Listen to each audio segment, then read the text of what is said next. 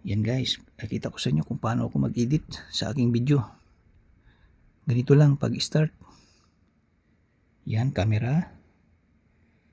Tapos select natin yan. Yan o.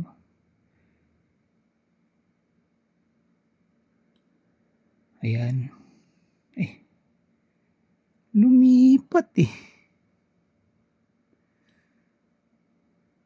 Ayan, select natin. Yan, select. Ayan, mayroon ng camera nandun na sa taas.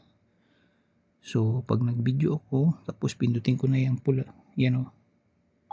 Yan, video na yan. Ayan. So, yan, magsasalita na ako dyan.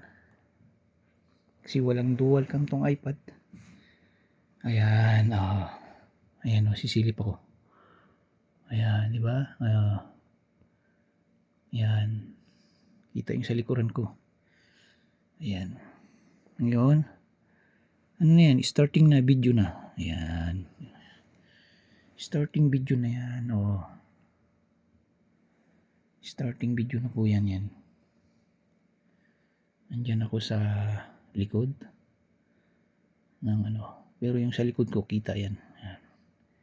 So, nakaharap ako. Tapos yung isang camera, nakaharap din sa harap ko, diba? Tapos sa akin naman.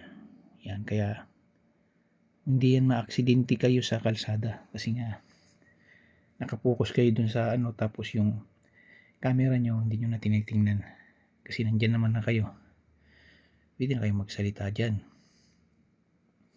Yan, ganyan ako gumawa ng video. Yan, video na yan, automatic na yan, video na. Ayun yung iPad ko, nasa harapan ko.